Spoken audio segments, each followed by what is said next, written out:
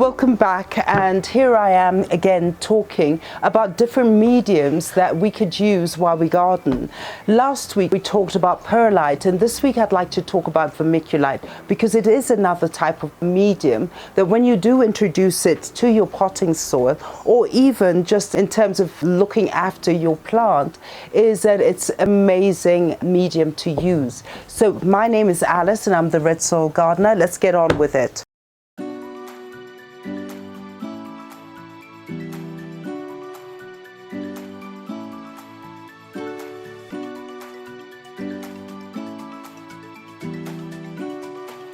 Now, the thing about vermiculite, it's actually a lightweight clay mineral. And when subjected to intense heat, as how they process it, it changes its structure.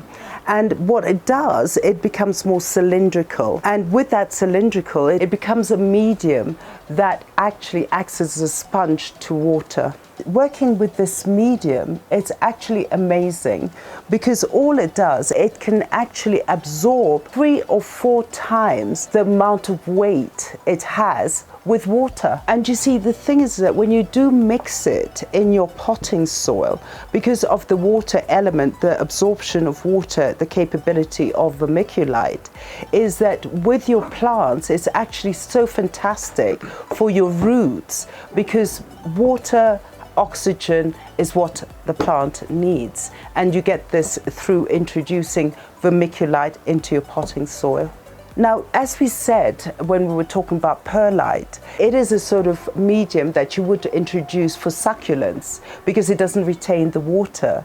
Whereas with this vermiculite, because it retains water, it sucks, it's a sponge, is then you have to introduce plants. If you're potting, introduce plants like the iris or the peace lily, which likes a lot of water, but it also likes drainage. You cannot have vermiculite with succulents because succulents don't want water near their roots. Another thing about vermiculite that is actually, I think, very useful is, I think a while back when we talked about storage of canna lilies and storage of agapanthus through winter, vermiculite is the best sort of medium to use. So as we said, is you uproot your root or your rhizome and clean it out and dry it so that you don't have any moisture. And once you do put it in a storage carton or basket, is spread the vermiculite on top. Because what happens with the vermiculite, it actually absorbs that moisture. So in a way, is it right through the winter period when you're storing your things, is that it's not going to get mildew or root rot.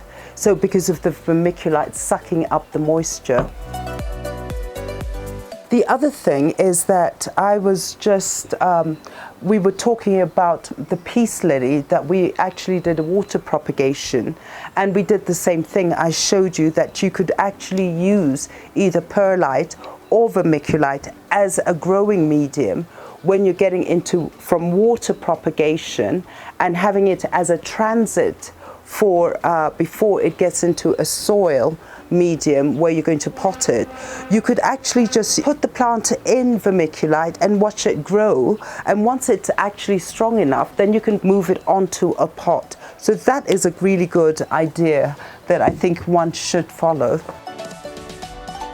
The other thing what I do use my vermiculite for is actually to keep the moisture in.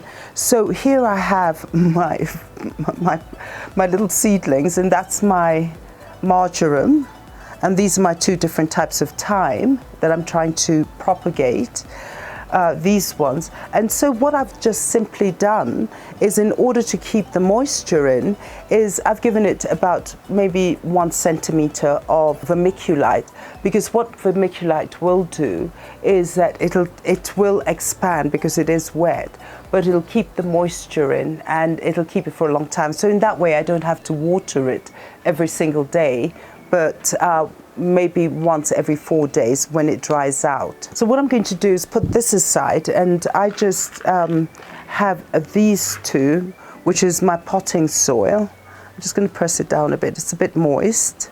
And I'm going to propagate some sweet peas. and see how it works. You know, I've had these seeds for a long time and I've never really used them, but I thought this is a great time to actually get the peas out.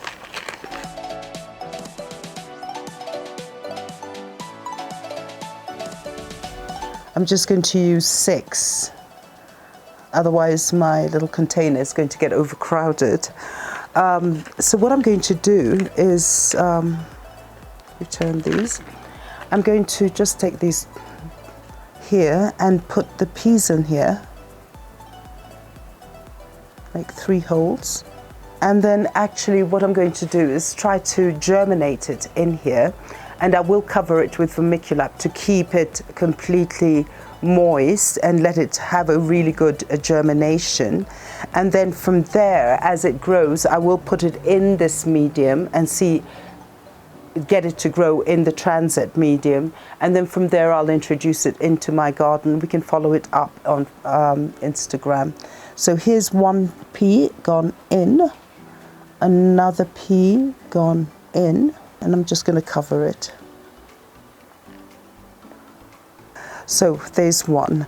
Now I'm going to do exactly like that. So I'm going to take 1 pea, drop it in here, 1 pea, drop it in here, another pea, drop it in here, and just cover it.